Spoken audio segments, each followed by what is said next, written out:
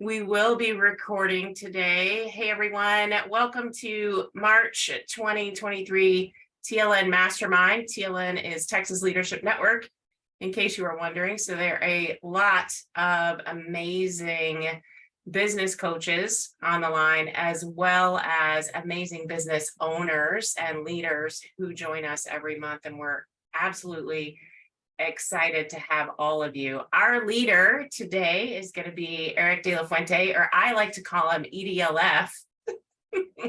We've known each other for a little while, and I'm really excited about the topic today. So Erick, I'm going to turn it over to you to Awesome. Well, yeah, thanks, Trisha, and for all the faces that I haven't seen before. Hello and welcome today. Today, we're going to be talking about how to get predictable revenue through referrals.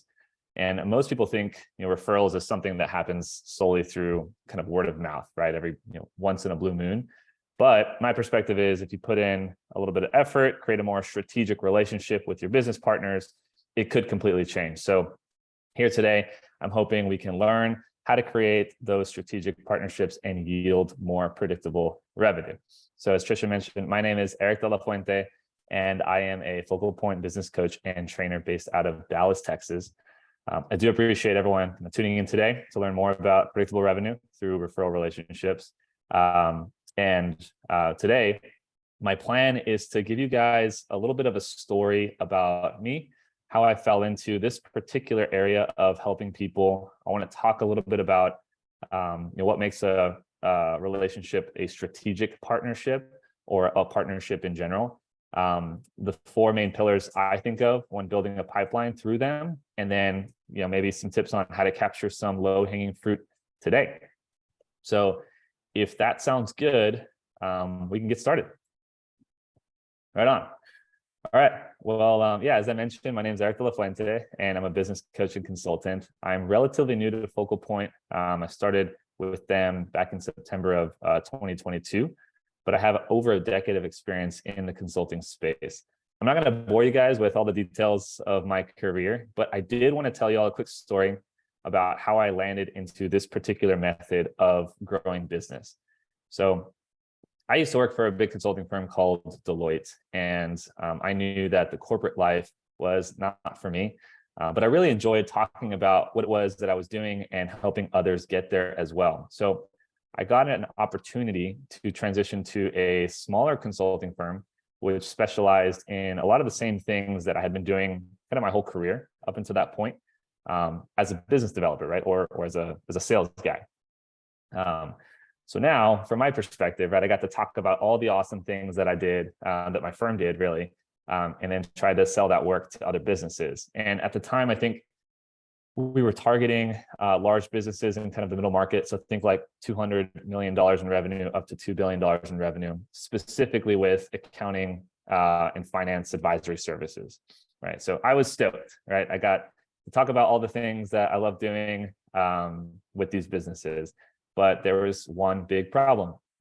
Outside of selling knives when I was in high school for Cutco, I had never really sold anything seriously before. And on top of that, I was supposed to be selling to controllers, VPs, CAOs, CFOs of these large businesses. And I was maybe 26, 27 years old at the time. So I didn't really have a lot of buddies that were in these positions that I could just call up.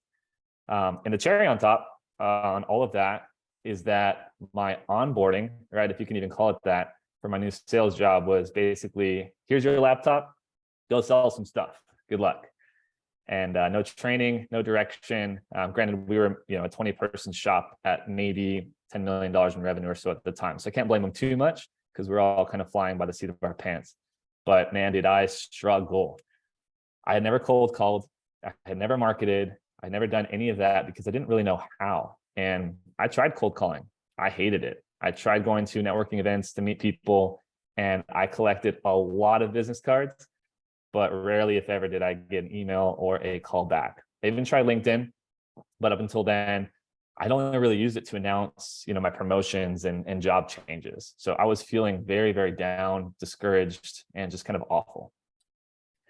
And then I met a guy, he was about my age, who was selling accounting automation technology for a big SaaS company.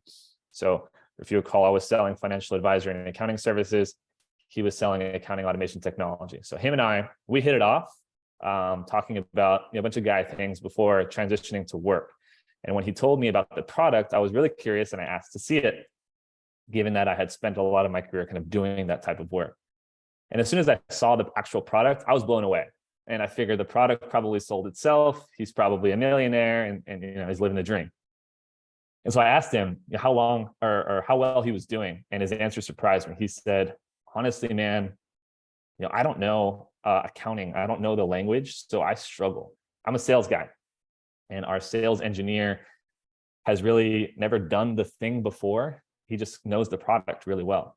So what I did was I suggested to him to bring me into his next meeting, which happened to be a controller and her direct reports, to see if I could maybe bridge the gap a little bit. So fast forward a bit, and he closed that deal at a 20% higher than average deal size for his company, and he closed it in 19 days when the average sales cycle was about 40 days for his company and his team.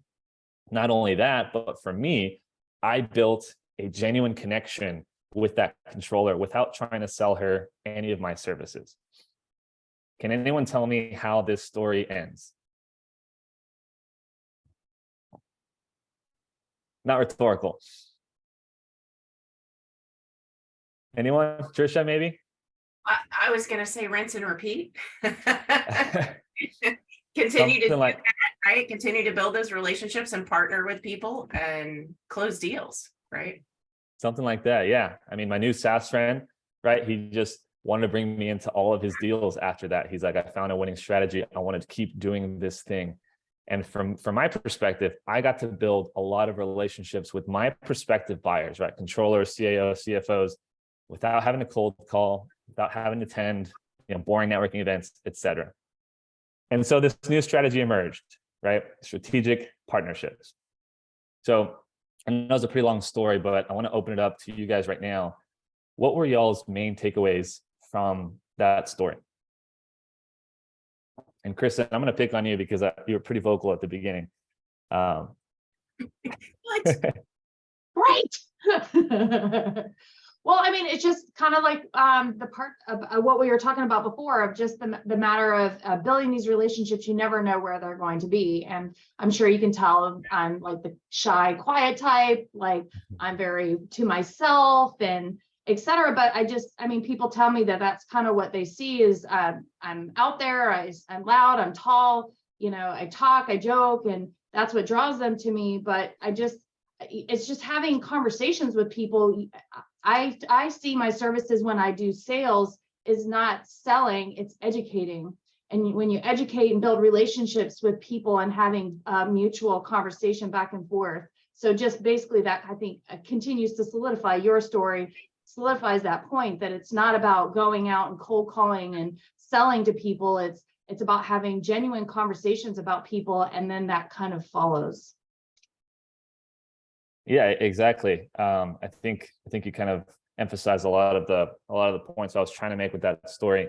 I'm curious for anyone else in their own business. As I was going through that, talking about my particular perspective, were any of y'all envisioning kind of your own business and how you could essentially apply the same type of tactic in your own business? And if you were, I'm curious what that might look like.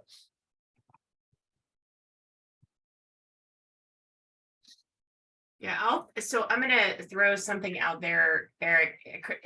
This is such a good topic. Kristen and I were just talking about this yesterday on the phone, how she and I met and how I introduced her to people. She's introduced me to people. And by the way, when you talk about her sales cycle, I've turned people over to Kristen who were ready to say yes before she even picked up the phone. Right. So I told them all about Kristen because she and I built a relationship. I knew what kind of work that she did. She had done some work for us. So I was able to pass my credibility with the person that I was talking to directly to Kristen, and it shortened the sales cycle. Right. Yeah. So I'm sorry. Go ahead, Dennis. I was just going to say, and I think it's kind of semantics, but it's you want to bridge the gap, I think, between brand recognition and brand relevance. Like brand recognition is, I know what you do, but then the brand relevance is, it's not just the promise that your brand makes, but the promise that your brand keeps. And so, that whether you're providing a service or you're selling widgets or, what you do is very, very, I mean, look, none of the things that any of us do are necessarily unique on paper. People provide IT services. That's brand recognition. People provide website services. That's brand recognition. People provide business coaching.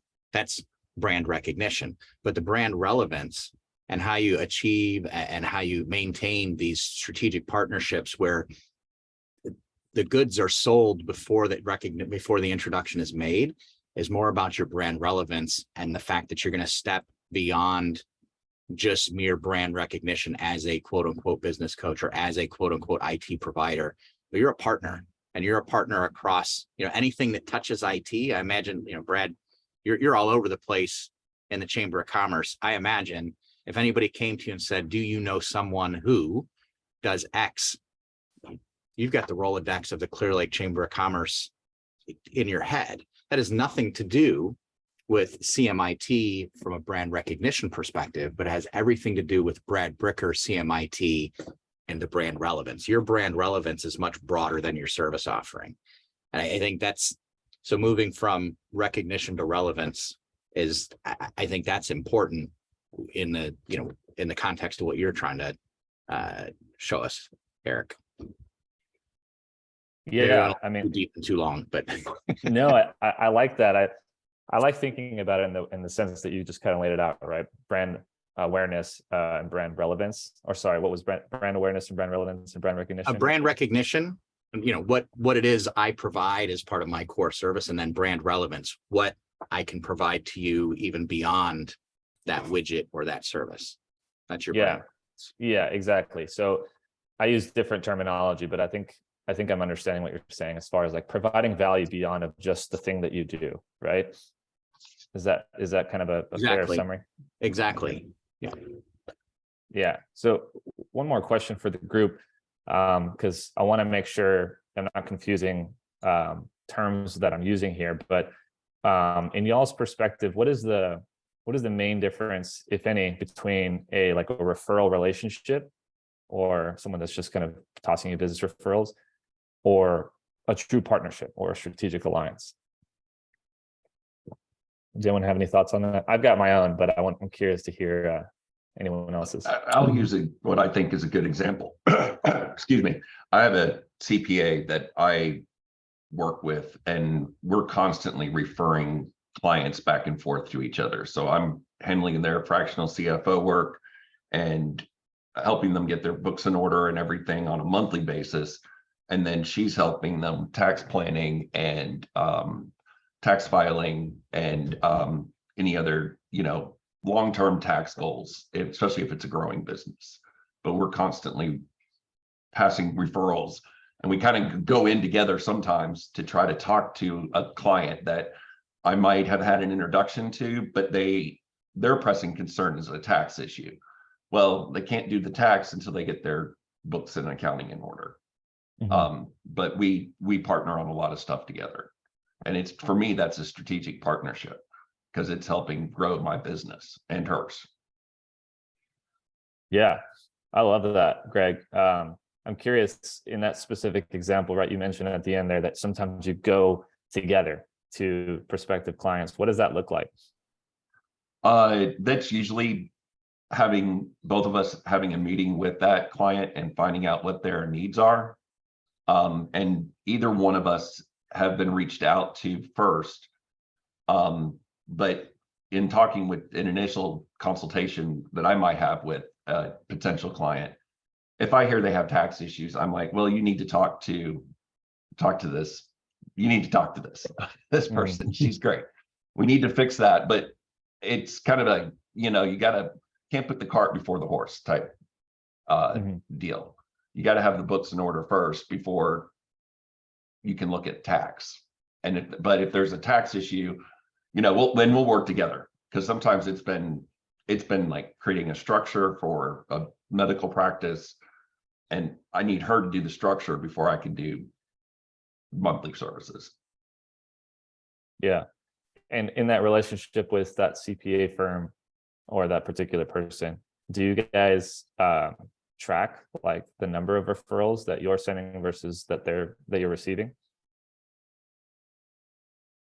No, but it's usually about 4 or 5 a month, especially during tax season. I Yeah. mean, it's a very regular flow. You know, Got it. Yeah. I mean, that sounds like you guys have some of the things that I'm going to be talking about here a little bit shortly, but it sounds like there's some structure, there's some alignment there. And maybe there's some goals that you guys have for each other that you're helping each other reach. But that's really the key difference, right? Between kind of a typical referral relationship and something that's a little bit more strategic. So does anyone else have any thoughts on that? I mean, I guess I'm similar with a guy that does some infrastructure cabling work. I can do it, but on bigger jobs, I'd rather outsource it out. And he brings me in on things that need networking expertise, then he'll send stuff my way or bring me in on deals that he's got. So we work together well. Some with Kristen as well, because Kristen and I have exchanged business leads with common clients. I think that helps too, helps further our relationship. So yes, I met Brad at a networking, of course, clicked, hit it off. Hey, what do you do? This was a great complementary service. So that's kind of like where you call it strategic partners or great business referrals, is basically same idea. They're complementary businesses that we can definitely refer back and forth on a regular basis versus, hey, you need a one-off service. I know somebody that does it. Either I've had it done, like business cards. You're not going to get business cards every month, but you may have somebody that you regularly go to every couple of years. You may not have that great, amazing relationship, but the more you see somebody, the more you refer back and forth, like Greg, that 4 or 5 times a month, that's furthering their relationship and even solidifying more future to keeping those referrals coming for both directions. So it just, the more that I've worked with Brad and of course, and Tricia and like and Dennis, the more I get to know more about what their sweet spots are and how I can continue to further them as well. Yeah. I like that you kind of lay that out, right? The mutual understanding of what each other's businesses do and how you can help each other grow and expand. That's great.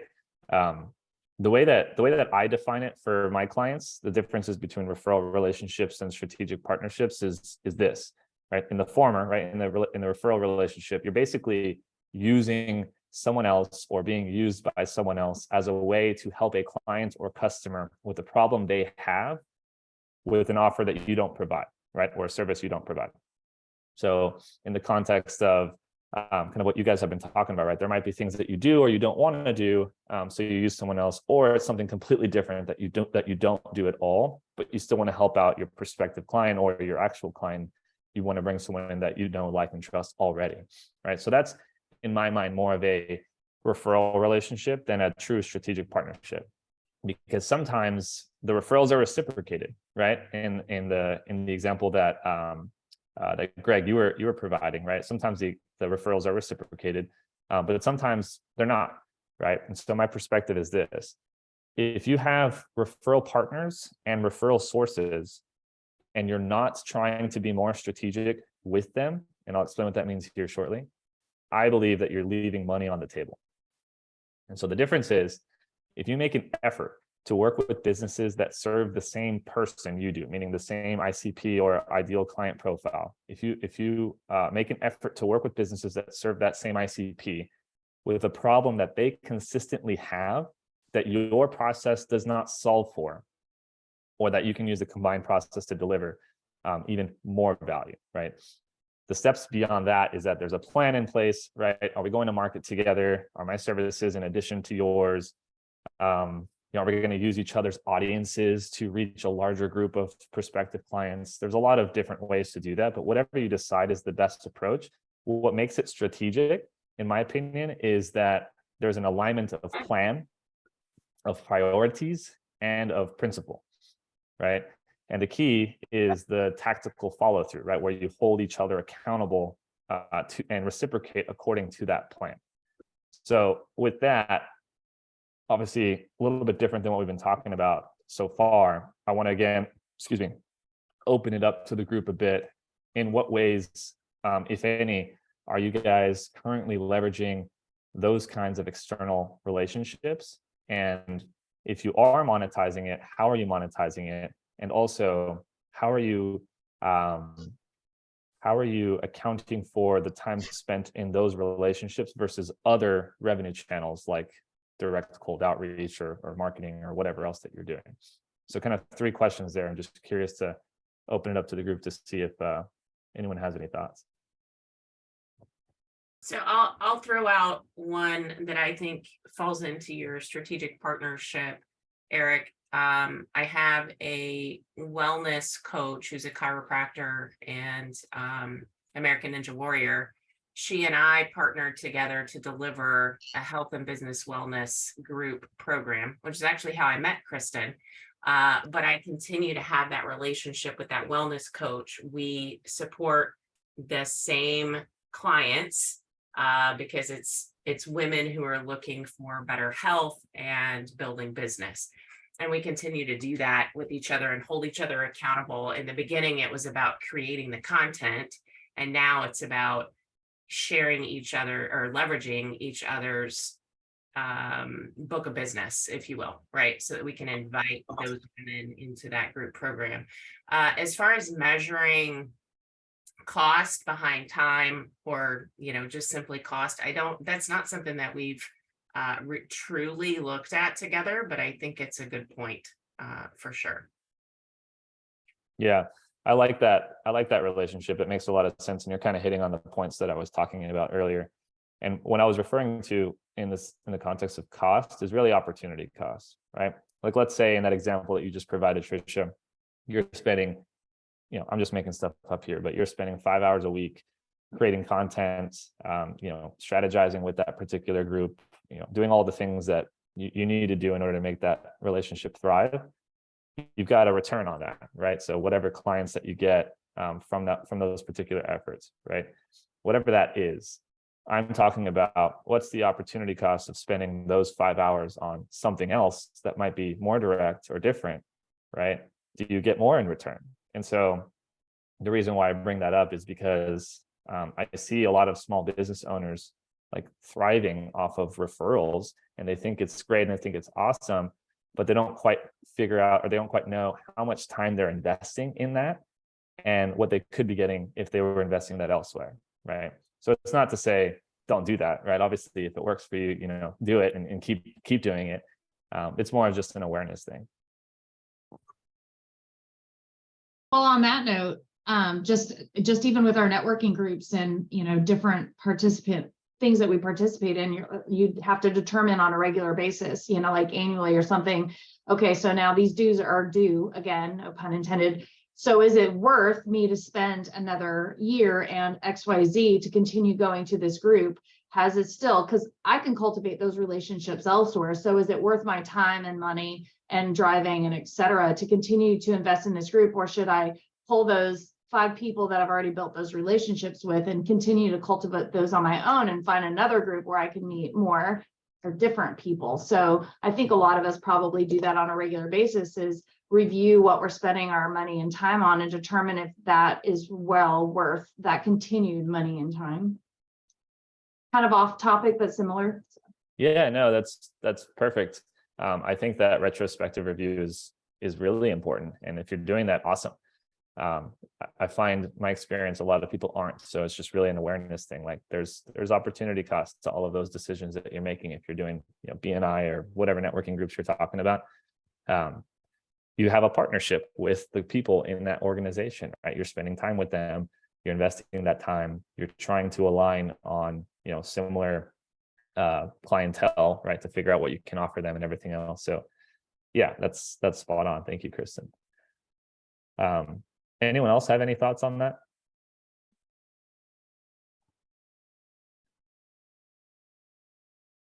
As you were talking about time, Eric, one of the things that kind of floated to the top from your original question about the difference between referral relationships and strategic partnerships.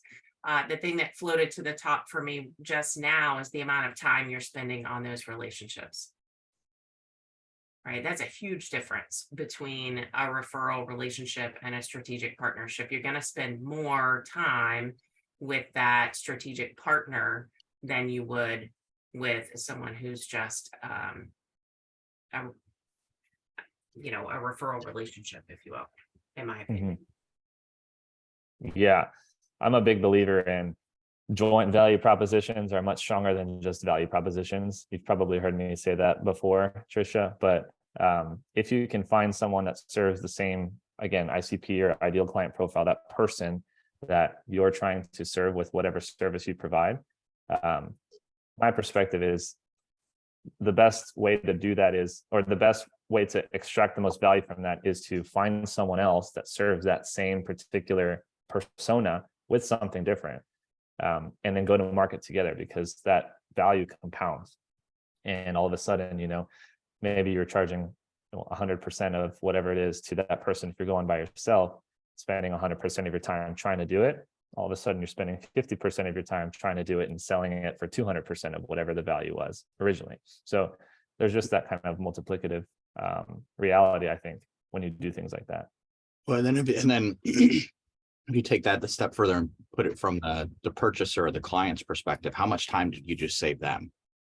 Like, if I've got to go vet, if I have to vet, an Eric and a Trisha and a Brad, and those are 3 different transactions, and then I have to, in my head, figure out how do all 3 of those integrate? Is this going to work? What's their timing? Where's the overlap? Am I going to dual pay? Like all of that, all those things that would take you, maybe 2-3 months, maybe 2-3 years to figure out, while you wait to figure out, are these 3 the right partners? They come to you together, and it's just this consolidated answer that you don't have to sort through. Not only do you save time on the provider side, but think about the time that you save your client. It's just done for you. And I don't have to have 2 engagements. I don't have to have 4 different calls, and I don't have to think through the integration points or the handoffs or the carryovers. Someone else has done that for me. My gosh, how amazing is that? Yeah, I love that perspective. I'm glad you brought that up, because I hadn't really targeted or structured this from that mindset. But like, when you're selling services, or if you're a buyer, right? Typically, if someone's selling you something, you don't really care how it happens, as long as you get what you're trying to get to, right? Whatever your outcome is that you want, if they can deliver it to you, that's all you really care about. And so, yeah, Dennis, if you come to me and say, here are all the problems that you have, I can solve them with this thing, and that's all you really need to do. And then in the background, you're like, well, I need to outsource this piece, or I need to work with this group, or whatever it is, right? I'm only interested in you giving me the thing that I want to get to where I want to be, as opposed to having to piece all that together myself, just as you mentioned, right? I love that. That's a good perspective. And I think having a good buyer-seller relationship is important too, because you think about, you go hire a general contractor, and he's the one that's bringing you all of the services, and he does a really poor job of doing that. Then even though you get the outcome that you asked for in the end, was the service actually provided properly through that one general contractor, right? A lot of we're going through that right now, and it's been a horrible experience. And we've had some really good service providers, and we've had some really awful service providers, all under that one general contractor, right? So I think as a buyer-seller partnership, if we're going to provide services like that, we have to be really careful about who our strategic partners are that we bring in to serve that client, right? Or the buyer. Exactly. Yeah. And that's why I talked earlier about alignment on person, plan, and principle, right? You have those 3 things aligned with the partners that you choose, or the partners you work with. Typically those relationships are better than kind of just finding someone in the periphery. Well, cool. I'm going to move on to kind of the next little bullet. Outside of that, I've got 2 more points, and they're pretty quick and easy, but the next thing I want to talk about were like the four main pillars that I usually use to evaluate or build a successful strategic partnership. And those are these. I mentioned one earlier, right? Alignment on plan and purpose. The second is honesty and transparency. The third is accountability. And the fourth is reciprocity. And so I think if you can agree on those things with the prospective partner, you're in the early stages of a very, very fruitful relationship. And I'll tie that back to the example that I gave from my story earlier, right? The first sale that I helped that particular guy close, that made him want to bring me in, started because he was open with me and said he didn't have all of these things that he needed in order to convert these sales. And I told him, I don't have access to the people that you're trying to sell to, so I cannot bring you leads, but I can help you close your deals. So the value I was providing was technical knowledge on the subject matter, and in return I was getting introductions to my leads. And so I could have spent that time learning how to cold call and going to networking events and doing all the things that I didn't want to do, but I found an easier path forward to get to my goal, right? And so the value that I was getting versus what I was putting in was perfect for me, because I was building those relationships with my ideal buyers, people that probably wouldn't otherwise speak to me if I just cold called them, right? But in any relationship, right, that ended up growing. And so eventually it came to a point where my consulting firm grew and grew and grew. And then we hired sales teams that were responsible for smiling and dialing and getting people on the phone. And so it turned into a little bit of a more reciprocal relationship where not only was my organization providing leads to not just this particular seller, but to their entire team, but we were going to market together. We were hosting webinars together. We were creating marketing collateral together. There was a strategy around how the organization I was at, they were called Embark. It was Embark, and the company, the SaaS company was called Workiva. How Embark and Workiva together can solve this particular problem for you, right?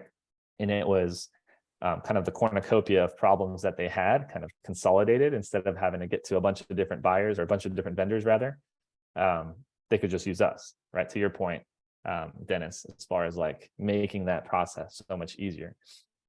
And so I tell you that because those are the four tenets that I used to build that relationship, right? Was alignment on the plan, which we had, continuously being open, honest, and transparent with what we wanted out of the relationship and how we were planning on doing that, even going so far as sharing like CRM data with each other so we can align a little bit better, a little bit more tactically on where we're going to go to market together. Holding each other accountable, saying, hey man, like I've given you 10 deals this quarter. You haven't given me anything. What's going on here? How can we fix that, right? And having that relationship is critical, because I could say those things, right? And we knew at the beginning, like we were going to do that with each other.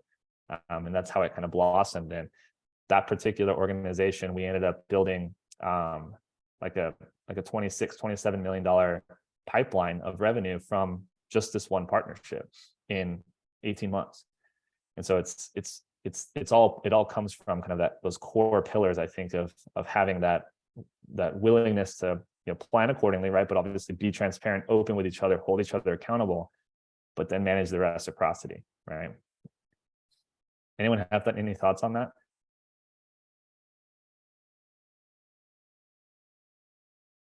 I think the transparency is huge, right? And just being able to, call a spade a dirty old shovel without feeling like you're going to damage the relationship, right? And people do get caught up, especially in business, right? Life happens, deals happen, challenges happen, and you do get so caught up in what's happening now that sometimes you forget that there is an expectation and it's not just implied, and in this case it's agreed, of reciprocity, and that you are going to spend the requisite level of time and amount of time to provide the reciprocal benefit to your partners. And sometimes we just need to be reminded, because life happens. With that transparency and just giving each other permission, like at the outset, that we can be transparent and here are the expectations, and we can revisit them regularly, I think is huge.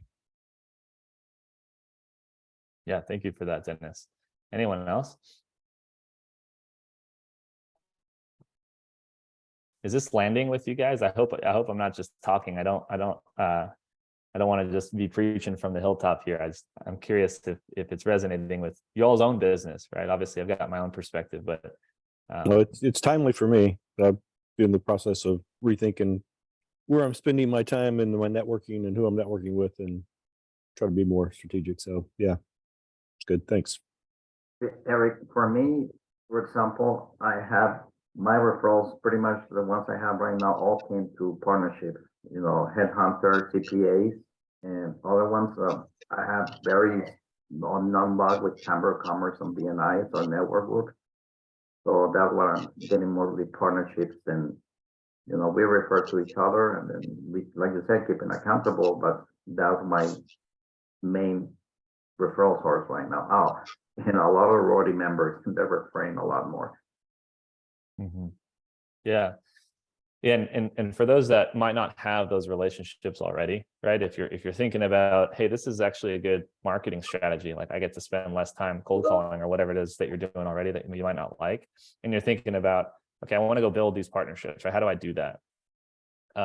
Obviously, alignment on the 3 Ps that I mentioned earlier, I think is critical. But the easiest way I found, and I did it, way back when I worked with that SaaS seller, is leading with value, right? Approaching a relationship without the what can I get out of this mindset, and more what can I give to this relationship. And then once you give enough, people are reciprocal by nature. Once you give enough, they're gonna say, okay, what can I do for you? Like, you've done a lot for me. And that's where those relationships can really start if you don't really know where to start.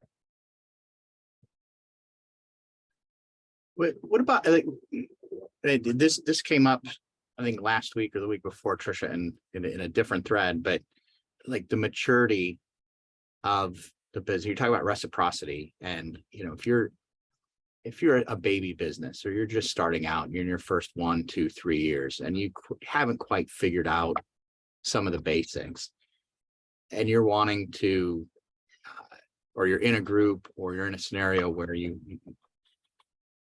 want to partner with, or let's say you're a mature business and you see value in that relationship, but bridging the gap between a $5 to $15 million net revenue business and a startup that they're still scraping the first 50,000 to 500,000. Is there? I'd be curious to hear some thoughts about some of those relationships can be high value, but how much time do you think you can or should spend trying to bridge the gap between maybe 2 different businesses that have a symbiotic relationship but are at different levels of maturity, and maybe just at a different point in their journey? Yeah, good question. I've got a good answer for it, I think, but Okay. I don't want to just keep talking the whole time. I'm happy to let others share their opinion if they've got one. So I'll pause for a couple of seconds and then I'll share my thoughts. I think it's good if you're looking for those strategic partners, that you have that partner that is strategic. And I'm going to use the example with the CPA. We're both have been in business in our current forms for about 7 to 8 years each. And we have roughly the same number of employees, and we have goals of where we want to be that are very similarly aligned in the next 2 to 3 years. And, and it's, as we're both attracting those larger clients that are bringing in more business with multiple entities, we're helping each other grow to those goals that we have. And kind of learning and bouncing off of each other. And we talk when we get together for drinks, and we'll talk about what's working, what's not working, and what recently we ran into each other at a happy hour with a mutual client, and we were just talking for about 15 minutes about looking at a different software that they're starting to use, and they're like, so what do you think about it on my side of it? Because I feed into that system. And, and we were talking about the ups and downs of the one new software that she started using. Yeah. You triggered a thought for me there as you were talking about the similarities between y'all's businesses and kind of how you guys are growing together and aligning on goals. I told this to someone one time, and I just remembered it right now, but in a truly like symbiotic strategic partnership, in my opinion, it would almost make sense to just merge the businesses together, because you guys are talking to the same type of people, providing symbiotic or synergistic rather services to the same people and solving bigger problems. Obviously, there's a lot of reasons why you wouldn't do that. You want to keep the businesses separate because it's your own thing and whatever. But from a strictly solving a problem perspective, if there's another organization that you work very, very closely and very, very well with, and you're delivering more value to your clients, if it makes sense to just put the businesses together, theoretically, then you've got a very strong partnership, right? If it doesn't, then obviously there's things you need to work on to kind of make the relationship get there. But just a quick thought on what you had just said. But Dennis, to what you were talking about as far as like bridging the gap, right? I actually am working with a client right now who's got a lot of experience in sales consulting or sales rather, and he started his own sales consultancy, and he's very, very gifted in creating presentations and coaching around like how to present the thing that you have on the presentation, right? It's actually very compelling. He's a startup and he doesn't really have a large audience. He doesn't really have kind of anywhere to go sell this stuff outside of friends and family and people that know him. And so one thing that I'm working with him on, because he doesn't want to cold call, he doesn't want to spend his time doing that, he doesn't want to build this elaborate marketing campaign. Essentially, what I'm helping him with is what I call BOPA, B-O-P-A, borrowing other people's audiences, right? You've heard other people's money before, but this is other people's audiences. And so what he did was, or what we're working with him on, is he found 5 or 6 other organizations that are kind of up here from a size perspective, and he's kind of lowly down here from a revenue perspective, that have a need for his expertise for their clientele. And so 2 of them are, one of them's a podcast, one of them's a newsletter, and all they do is send all of this content to the same type of buyer that he is trying to target, right? And what he said, or what we had him do, was just send emails to these organizations and say, "Hey, I've been following you guys for some time. I present on X, Y, and Z. Would your audience have any interest in that?" And the intent was to just get on the podcast, right, and kind of borrow the audience. And one of the relationships actually ended up turning into like, yeah, like we really want this. This is awesome. We're starved for content. We need your expertise. Build us 4, and we'll kind of have a little like, quarterly workshop or whatever, right? And this is an audience of like 5,000 to 6,000 people that he's reaching with this medium. And so all of a sudden, in the blink of an eye, right, he's going from here and he's bridging the gap to kind of get there. Obviously, he needs to sell his stuff and kind of get to a revenue perspective, but that's what came to mind when you were asking that question, Dennis. Yeah, I think there has to be some level of mutual benefit, right? That if you're starved for content, yet maybe somebody who can provide that may not be at the same longevity or haven't been in business, or maybe is just getting started. There's value there because you can provide the content. But I agree with you. There's got to be some level of mutual benefit. It's not a hand down or a hand out, or a sympathetic. It's not a relationship based on sympathy. There's got to be that mutual benefit. Yeah, 100%. And back to your point, Eric, your 4 pillars, I think if we look at that first pillar, which is priorities, plan, and principles, if that doesn't align, then they're not going to be a good strategic partner for you.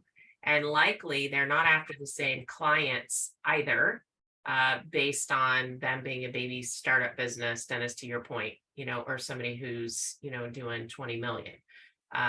They're probably looking for a different client. So I think being honest and holding people accountable, you might become that person's mentor if you're the mature business, right? But not necessarily a strategic partner right away. Yeah, that word priority. Oh, I'm sorry. Go ahead. Go ahead.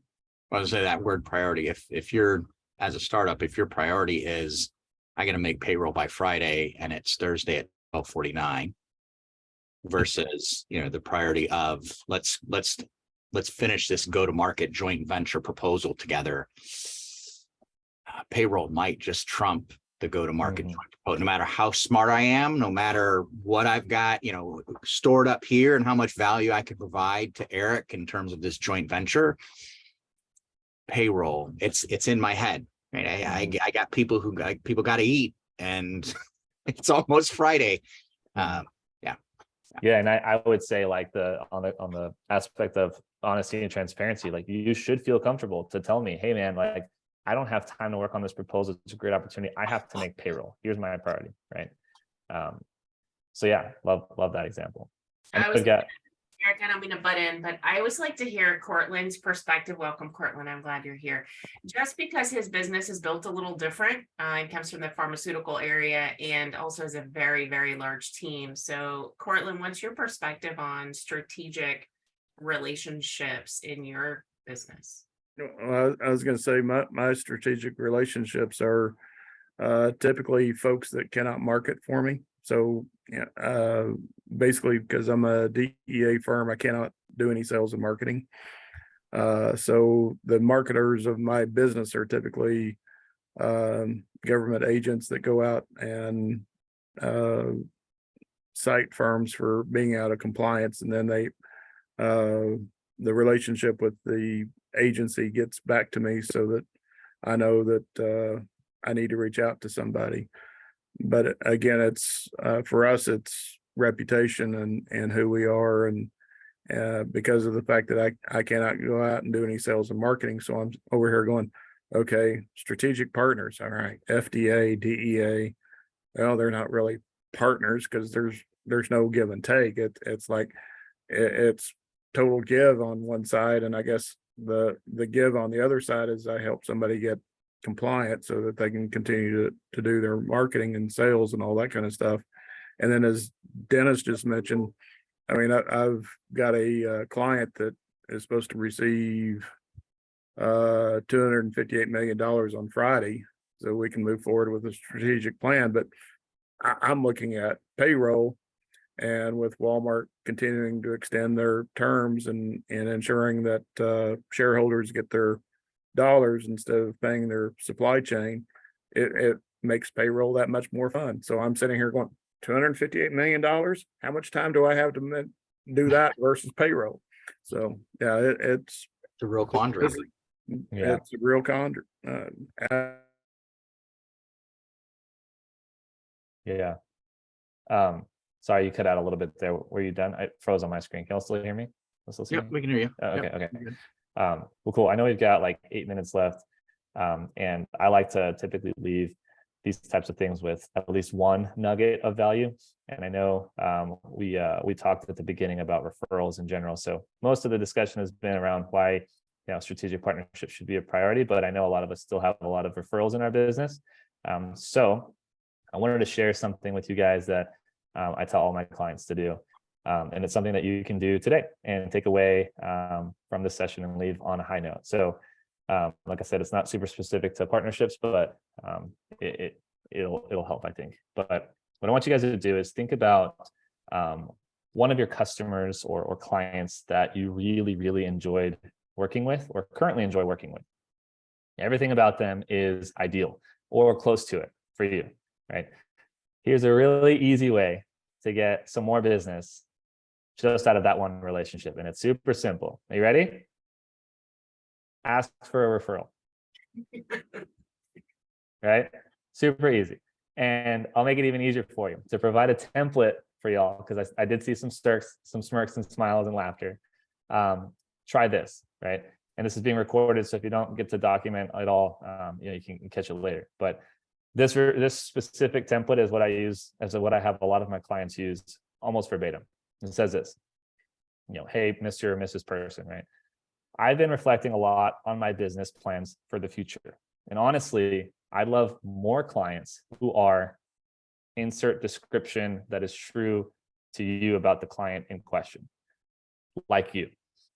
And so it got me wondering, you wouldn't happen to know just one person, someone who just like you would benefit from insert the business or the service or whatever it is that you provided for them. And that's it. with that challenge, you wouldn't happen to know, most people will react with, well, try me. Of course I do, and accept the challenge. And then the just one person makes the ask very reasonable. And someone just like you, right? The someone just like you is a form of flattery, which kind of makes the ask a little bit easier. But try that on your past clients, your current clients, or some form of it, and let me know if it works. I know I see you, Cortland, shaking your head. Maybe not for your particular industry, but for most, it seems to work. I don't need any more suppliers to Walmart. Cortland. But yeah, I mean, that's really all I had for the presentation today. I hope that was valuable. Happy to continue the discussion. I know we've got still some time left, but yeah, thanks for tuning in. That was awesome. And Eric, I have way more than just one nugget from today. So thank you. This is definitely a great topic and timely. As Brad pointed out, a lot of us have these referral relationships or even networking opportunities that we have to go and reassess, right? Are we going to go and spend another $1,000 to this particular group that we're a part of, that we're spending hours and hours and hours in, right? It's not just about the money, it's about the time. And what are you getting out of it?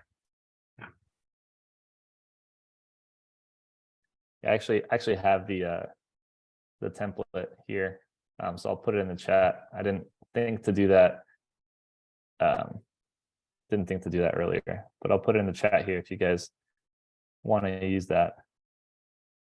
So Kristen, we can't ask you if you know someone. Kristen, you would happen to know someone just like you. I would love to meet someone just like me. I need more extroverts in my life. I'm just saying. Oh my gosh. So what you guys don't know, and I'm going to give you a plug, Kristen, here, is that not only does she do amazing work with SEO and websites, but she also teaches safety courses. So can I get you to give a plug on the classes you do? So I do real estate professionals. They're cheap though, so they don't want to pay for anything. But firearm safety, mass shooter education, real estate agent safety, situational awareness, learn how to shoot, learn how to pick out a gun, intro to competition, and all that fun stuff. But Eric, this was amazing, and it was a great. I don't want to say refresher because there were new things, but it's just nice to be reminded that business is all about relationships and building those in different facets. The one-to-one learning, referral giving and receiving, but also building those relationships of people that are just in your wheelhouse. So thank you so much. Yeah, for sure. I'm glad it was helpful. Cool. Well, I don't know if there's like a wrap-up procedure or anything, Tricia, but I will officially hand it back to you. Yeah, that was fantastic. Thank you. And Kristen, you're a badass. I'm just saying. Thank you all for being here. As usual, we will meet again on the second Thursday of April. I look forward to seeing all of you. If you have any questions, comments, conjectures, want to find us, you can certainly do that on our Texas Leadership Network page on LinkedIn. If you're not already following it, please do so. And Eric, great job. Fantastic topic. Appreciate it. You guys have an amazing afternoon. Yeah. Bye, guys. Awesome. Thank you. See ya. Bye.